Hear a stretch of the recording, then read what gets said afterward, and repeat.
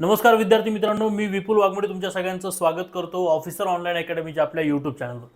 मित्रांनो, राज्य उत्पादन शुल्क म्हणजेच दारूबंदी विभाग या अंतर्गत 3800 पदांचा जो काही आकृतिबंध आहे तो निश्चित झालेला आहे आणि येणारी जी ॲड असणार आहे ती खूप मोठ्या पदांची जाहिरात जी आहे ती आता आपल्याला पाहायला मिळू शकते, ज्यामध्ये प्रामुख्यानं 5 पदं खरं तर आपल्याला पाहायला मिळू शकतात. ते म्हणजे स्टेनोटायपिस्ट असतील, जवान किंवा जवानी वाहन चालक आणि चपराशी अशा पदं या ठिकाणी असणार आहेत. खरं तर 7वी पास असेल उमेदवार आणि त्याच्याकडे जर का लायसन असेल तर असा उमेदवार वाहन चालकसाठी अप्लाय करू शकणार आहे. आणि बाकीचे जे पद आहेत ते 10वीवर आहेत, म्हणजे जवान हे पद खरं तर 10वीवर आहे. आणि दुसरी महत्त्वाची गोष्ट म्हणजे काय तर हे लक्षात ठेवायचं आहे की स्टेनोमध्ये तुमची 100ची स्पीड असेल किंवा 80ची स्पीड असेल तरीसुद्धा तुम्ही या ठिकाणी ॲप्लिकेबल असणार आहात. असे काही पदांसाठी खूप मोठी जाहिरात तुम्हाला येणाऱ्या लवकरच्या काळामध्ये पाहायला मिळू शकते. मग अशा पदांमध्ये किंवा अशा याच्यामध्ये आता यामध्ये सगळ्यात महत्त्वाची गोष्ट आहे की निवड प्रक्रिया कशी असणार आहे. खूप विद्यार्थ्यांचे या ठिकाणी कॉल्स होते आणि खूप विद्यार्थ्यांचे या ठिकाणी प्रश्न होते, ज्या प्रश्नामध्ये विद्यार्थी हे विचारत होते की सर निवड प्रक्रिया थोडक्यात समजून सांगा. तर निवड प्रक्रिया जी आहे ती या ठिकाणी खऱ्या अर्थाने म्हणजे जी लेखी परीक्षा असणार आहे ती कशी असणार आहे, शारीरिक चाचणी जी आहे ती काय आहे, पात्रतेसंदर्भात आणि एज्युकेशन क्वालिफिकेशन संदर्भात आपण बोललेलोच आहोत. पण एकंदरीत ही प्रक्रिया नेमकी कशी घडणार आहे या सगळ्या संदर्भात आपण माहिती पाहणार आहोत. ही जी जाहिरात खरं तर अगोदर आलेली एक जाहिरात होती, या जाहिरातीला आपण रेफरन्स पकडत आहोत आणि त्यात जे काही नियम सांगितलेले आहेत तेच नियम कदाचित येणाऱ्या पुढच्या जाहिरातीमध्ये सुद्धा असण्याचे बऱ्यापैकी चान्सेस आहेत. त्या नियमामध्ये जास्त बदल या ठिकाणी होणार नाही, फक्त पदसंख्या वाढवून येणारी पुढची ॲड जी आहे ती आपल्याला पाहायला मिळू शकणार आहे. मग लक्षात घ्यायचं आहे की ही जी काही आपण त्याला म्हणूया की निवड प्रक्रिया आहे ती कशी असणार आहे. थोडक्यात काही गोष्टी महत्त्वाच्या आपल्याला माहिती असणं आवश्यक आहे की लक्षात घ्या, जवान जे पद आहे या पदासाठी 2 टप्प्यांमध्ये ही एक्झाम जी आहे ती होणार आहे. बघा, जवान पदांसाठी ही एक्झाम 2 स्टेप्समध्ये घेतली जाणार आहे आणि त्यातली पहिली स्टेप म्हणजे काय तर लेखी परीक्षा. खरं तर ही परीक्षा ऑनलाईन स्वरूपाने होणार आहे, हे देखील लक्षात ठेवायचं आहे. कम्प्युटर बेस्ड टेस्ट असणार आहे. ही परीक्षा जी आहे ही परीक्षा 120 या आपण त्याला म्हणूया की मार्कांची ही परीक्षा असणार आहे आणि 80 मार्कचं तुम्हाला या ठिकाणी काय असणार आहे तर ग्राउंड असणार आहे, हे लक्षात घेणं गरजेचं आहे. म्हणजे या ठिकाणी गुण किती असणार आहेत लक्षात घ्या. आता जवान हे जे काही पद आहे या पदासाठी क्रायटेरिया मी तुम्हाला सांगितलंय की 10वीचा क्रायटेरिया या ठिकाणी सांगितलेला आहे. त्यामुळे बऱ्यापैकी विद्यार्थी या पदासाठी ॲप्लिकेबल असणार आहेत आणि या पदाला खूप मोठ्या प्रमाणामध्ये तुम्हाला जागा ज्या आहेत त्या पाहायला मिळू शकणार आहेत. मग या अनुषंगाने विचारात घ्यायचं आहे की जवान या पदासाठी 2 स्टेप्स आहेत, एक म्हणजे लेखी परीक्षा आणि दुसरं म्हणजे ग्राउंड. लेखी परीक्षा 120 मार्कची आणि ग्राउंड जे असणार आहे ते 80 मार्कचं असणार आहे, हे तुम्ही लक्षात घ्या. आणि अशा प्रकारे 200 गुणांची एकूण चाचणी या ठिकाणी असणार आहे. येत्या लक्षात नक्कीच लेखी परीक्षा वेगळ्या दिवशी आणि ग्राउंड वेगळ्या दिवशी असणार आहे. त्यानंतर सगळ्यात महत्त्वाची गोष्ट, जवान किंवा जवानी वाहन चालक हे जे काही पद आहे तर वाहन चालक या पदासाठी लक्षात घ्यायचं आहे लेखी परीक्षा आणि शारीरिक चाचणी अशा 2 प्रकारामध्ये हे केलेलं आहे. आणि सोबतच महत्त्वाची गोष्ट काय तर जे ड्रायव्हिंगची टेस्ट आहे ती सुद्धा 3री स्टेप याच्यामध्ये ॲड ऑन केलेली आहे. म्हणजे वाहन चालकसाठी शारीरिक चाचणी तर द्यायचीच आहे, सोबत त्या व्यक्तीला वाहन चालकाचा सुद्धा त्या ठिकाणी डेमो जो आहे तो त्याला द्यायचा आहे. म्हणजे लेखी परीक्षा पुन्हा एकदा 120 मार्कची असणार आहे आणि शारीरिक चाचणी किंवा मैदानी परीक्षा जी आहे ती या ठिकाणी 80 गुणांची असणार आहे, हे देखील लक्षात घ्या. अशा प्रकारे एकूण 200 गुणांचं तुमचं एकंदरीत निवड प्रक्रिया जी आहे ती असणार आहे. यामध्ये तुम्ही लक्षात घ्यायचं बघा, विशेष प्रावीण्य अर्थकारी क्वालिफाईंग चाचणी जी आहे ही चाचणी क्वालिफाईंग आहे, याचे गुण तुम्हाला फायनल यादीत पकडले जाणार नाहीत. म्हणजे जी ड्रायव्हिंगची चाचणी आहे किंवा ड्रायव्हिंगचा जो डेमो असणार आहे तो क्वालिफाईंग असणार आहे, हे लक्षात घ्या. त्यामुळे हलके वाहन मोटार वाहन चालवणे आणि जोड मोटार वाहन चालवणे या संदर्भात तुमच्याकडे जे लायसन असणार आहे त्या लायसन संदर्भात, म्हणजे लाईट व्हेकलचा असेल तर तुमच्याकडे लक्षात घ्यायचं की हलके वाहन चालवणे तो डेमो जो आहे तो त्या ठिकाणी तुम्हाला घ्यावा लागणार आहे. दुसरी महत्त्वाची गोष्ट, सदर चाचणी ही फक्त जवानी वाहन चालक या पदासाठी असणार आहे, हे तुम्ही लक्षात घ्यायचं आहे. आणि ही जी असणार आहे ती अर्हताकारी म्हणजे आपण त्याला म्हणूया की क्वालिफाईंग असणार आहे. क्वालिफाईंग असणार आहे म्हणजे काय, ते फक्त तुम्हाला टेस्ट द्यायची आणि ती क्वालिफाय करायची, बस. त्याचे मार्क्स तुम्हाला इकडे पकडले जाणार नाहीत. ओके, म्हणजे हे लक्षात ठेवायचं की वाहन चालक असेल किंवा जवान पद असेल या ठिकाणी तुम्हाला 200 गुणांची या ठिकाणी चाचणी जी आहे ती द्यावी लागेल. त्याच्यामध्ये लेखी आणि ग्राउंड असं स्वरूप असणार आहे, हे देखील लक्षात घ्या. हे जे चपराशी पद आहे मित्रांनो याच्या संदर्भात फक्त एकच लेखी परीक्षा असणार आहे, बाकी दुसरं काहीही नाही. त्यामुळे ही लेखी परीक्षा तुम्हाला 200 मार्कांची असणार आहे, हे सगळ्यांनी लक्षात ठेवायचं आहे. ओके, एकच परीक्षा लेखी परीक्षा 200 मार्काची चपराशी पदासाठी असणार आहे. या संदर्भातल्या शैक्षणिक अर्हते संदर्भात आपण अगोदरच्या व्हिडिओमध्ये बोललेलोच आहोत. तो व्हिडिओ सगळ्यांनी नक्की पाहायचा आहे. येतं लक्षात. बघा, लघुलेखक निम्न श्रेणी आणि लघु टंकलेखक हे जे काही दोन पद आहेत बघा, म्हणजे लघुलेखक म्हणजे स्टेनोचं पद आहे आणि लघु टंकलेखक म्हणजे स्टेनोटायपिस्टचं पद आहे. लघुलेखनासाठी तुम्हाला 100ची स्पीड आवश्यक आहे, तर लघु टंकलेखनासाठी तुम्हाला 80ची स्पीड आवश्यक आहे. आणि दोन्ही पदांसाठी या ठिकाणी 30-40 आपण जे म्हणूया मराठी इंग्रजी टायपिंग आहे ते या ठिकाणी आवश्यक असणार आहे. आणि मग या ठिकाणी लक्षात घ्यायचं आहे की लेखी परीक्षा जी आहे ती या पदांसाठी सुद्धा लेखी परीक्षा असणार आहे. आणि जे काही तुमची स्किल टेस्ट म्हणूया किंवा स्टेनोसाठी असाल तर तुम्ही स्टेनोची स्किल टेस्ट आहे आणि स्टेनोटायपिस्ट असाल तर तुम्हाला स्टेनोची स्किल टेस्ट आणि टायपिंगची स्किल टेस्ट तुम्हाला या ठिकाणी द्यायची आहे किंवा त्याला व्यावसायिक चाचणी म्हणायची. विशेष म्हणजे या व्यावसायिक चाचणीचे मार्क जे आहेत ते टोटल काउंटिंगमध्ये धरले जाणार आहेत. ही काय क्वालिफाईंग नाहीये, ही तुमचे मार्क पकडणार आहेत ही टेस्ट, हे लक्षात घ्या. म्हणजे लेखी परीक्षा तुमची या ठिकाणी 120 मार्कांची असणार आहे. या दोन पदांसाठी 120 मार्काची लेखी परीक्षा आणि 80 मार्काची तुमची प्रॅक्टिकल किंवा व्यावसायिक चाचणी या ठिकाणी असणार आहे, ज्याच्यामुळे तुमचं स्टेनोची स्पीड आणि टायपिंगची स्पीड चेक केली जाणार आहे. हे देखील लक्षात घेणं गरजेचं आहे. म्हणजे या ठिकाणी परीक्षेचं स्वरूप कसं असेल तर परीक्षेचं स्वरूप थोडक्यात 2 स्टेप्समध्ये परीक्षेचं स्वरूप असणार आहे. फक्त चपराशी या पदासाठी एका स्टेपमध्ये, म्हणजे फक्त लेखी परीक्षा आणि विषय संपला असं हे चपराशी पदासाठी असेल. बाकी इतर 4ही पदांसाठी या ठिकाणी तुम्हाला 2 स्टेप्स द्यायच्याच आहेत, हे लक्षात घ्या. जसं की जवान आणि वाहन चालकसाठी तुम्हाला लेखी आणि ग्राउंड, आणि जसं की सपोज टायपिस्ट किंवा स्टेनोटायपिस्ट आपण त्याला म्हणूया, स्टेनो आणि स्टेनोटायपिस्ट या पदांसाठी तुम्हाला लेखी परीक्षा आणि व्यावसायिक चाचणी अशा 2 स्टेप्स द्याव्याच लागणार आहेत. हे तुम्ही लक्षात घेणं गरजेचं आहे. दुसरी महत्त्वाची गोष्ट काय लक्षात घ्यायचं आहे की शारीरिक पात्रता पडताळणीसाठी संदर्भात सुद्धा मी मागच्याच लेक्चरमध्ये सांगितलं, पुन्हा एकदा आपण रिपीट करूया की पुरुष उमेदवारांसाठी या ठिकाणी लक्षात घ्यायचं की जी मैदानी चाचणी आहे पुरुष उमेदवारांसाठी, कारण पुरुष उमेदवारांसाठी जी हाईट लागणार आहे ती पुरुष उमेदवारांसाठी हाईट 165 सेंटीमीटर इतकी आहे, तर महिला उमेदवारांसाठी ही हाईट 160 सेंटीमीटर अशी सांगण्यात आलेली होती. कदाचित या येणाऱ्या ऍडमध्ये सुद्धा हे सेम क्रायटेरिया असणार आहेत, हे सुद्धा तुम्ही लक्षात घेणं गरजेचं आहे. शारीरिक पात्रता पडताळणी व मैदानी चाचणी संदर्भात जर बोलायला गेलं तर जवानी वाहन चालक या पदाच्या शारीरिक पात्रता निकष पूर्ण केलेल्या उमेदवारांनी मैदानी चाचणी जी आहे ती या ठिकाणी करायची आहे. मैदानी चाचणीच्या संदर्भात लक्षात घ्यायचं आहे की या ठिकाणी तुम्हाला बघा, पुरुषांसाठी 1.5 किलोमीटरचं धावणं या ठिकाणी आहे, त्याला 30 गुण आहेत. आणि लक्षात ठेवायची ही मैदानी चाचणी तुमची 80 गुणांची असणार आहे दोघांसाठी, महिला आणि पुरुषसाठी. पुरुषांसाठी 1.5 किलोमीटर धावणं सोबत या ठिकाणी 100 मीटर धावणं पुरुषांसाठी आहे, हे देखील लक्षात ठेवायचं. आणि गोळा फेक पुरुषांसाठी आहे, तो 20 मार्कला आहे. म्हणजे 1.5 किलोमीटरचं धावणं 30 मार्कला, 100 किलोमीटरचं धावणं 30 मार्कला, आणि दुसरी महत्त्वाची गोष्ट म्हणजे गोळा फेक 20 मार्कला. अशा प्रकारे इव्हेंट जे आहेत 3 इव्हेंट पुरुषांसाठी असणार आहेत, 1.5 किलोमीटर, 100 मीटर आणि गोळाफेक. सोबतच महिलांसाठी जी काही ग्राउंड असणार आहे त्यामध्ये लक्षात घ्यायचं की महिलांसाठी 1 किलोमीटर धावणे 30 मार्कसाठी असणार आहे, 100 मीटर धावणे सुद्धा महिलांसाठी आहे 30 मार्कसाठी, आणि गोळाफेक हे 20 मार्कसाठी असणार आहे. म्हणजे सेम इव्हेंट दोघांसाठी असतील, फक्त महिलांसाठी धावण्याची स्पर्धा ही 1 किलोमीटरची असेल तर पुरुषांसाठी धावण्याची स्पर्धा ही 1.5 किलोमीटरची असेल.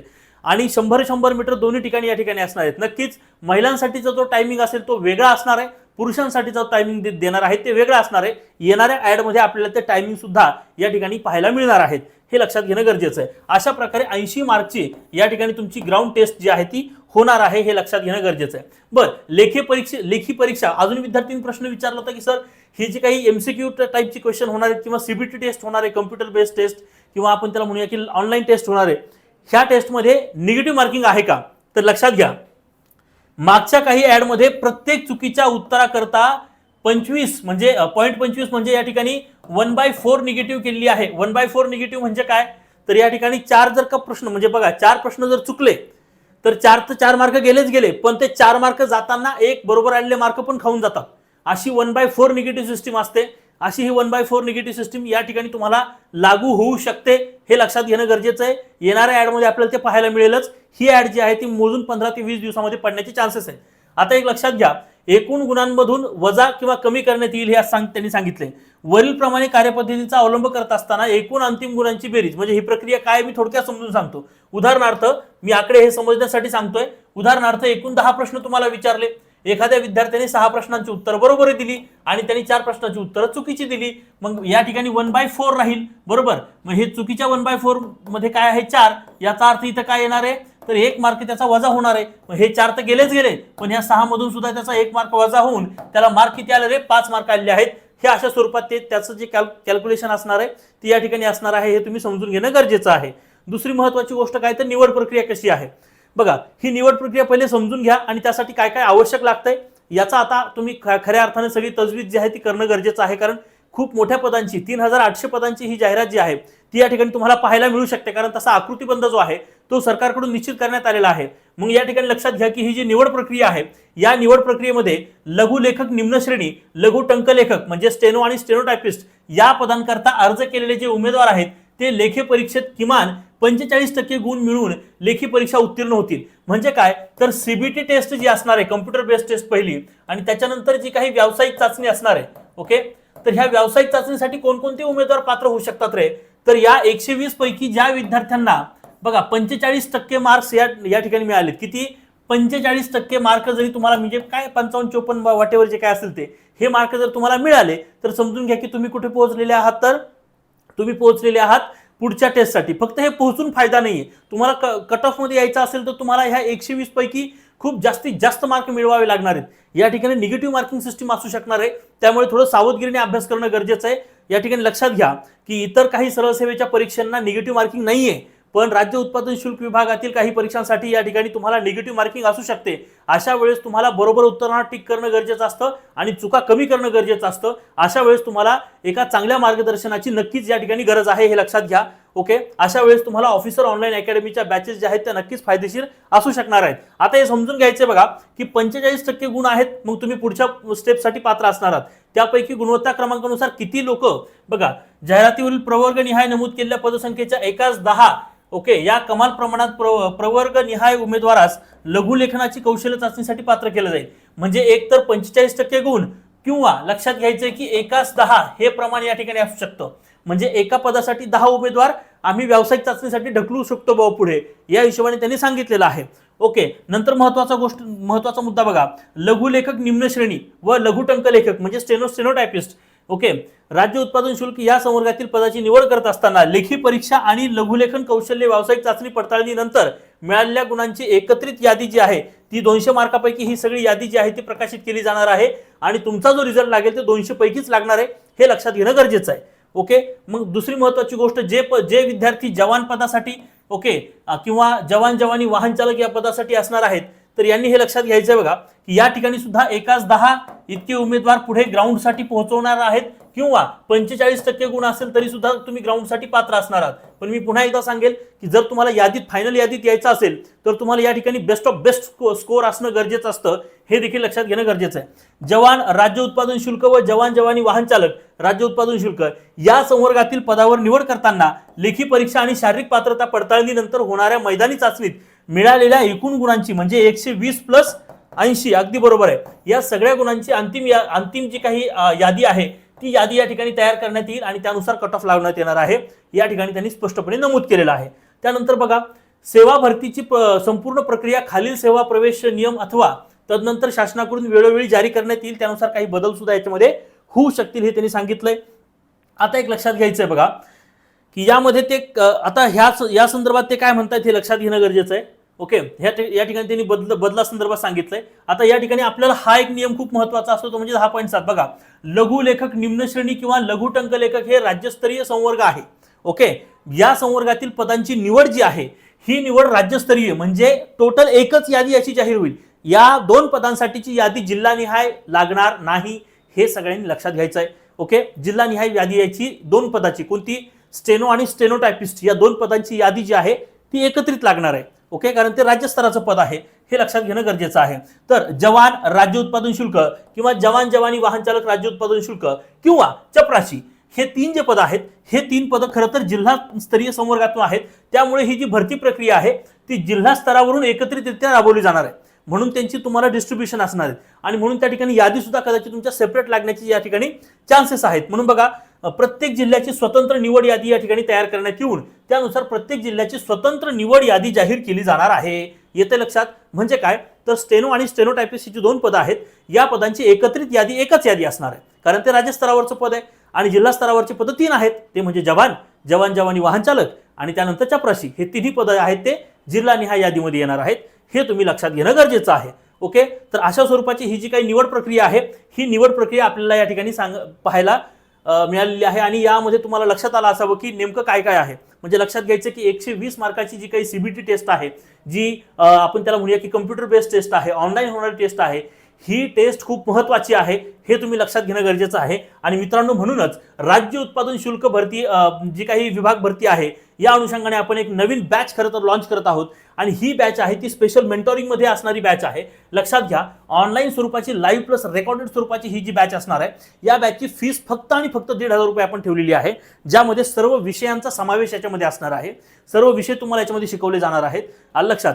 सोबतच तुम्हाला रिझल्ट यावा यासाठी एक स्पेशल मेंटॉरशिप, म्हणजे माझ्या मेंटोरिंगमध्ये विपुल वाघमोडे माझ्या मेंटोरिंगमध्ये ही जी काही बॅच आहे, ही बॅच आपण रन करणार आहे, ज्यामध्ये खऱ्या अर्थानं तुमचा अभ्यास व्यवस्थित व्हावा आणि तुम्हाला जास्तीत जास्त मार्क मिळून आपले विद्यार्थी या पदावर सिलेक्ट व्हावेत, या अनुषंगाने आम्ही प्रयत्नशील असणार आहोत.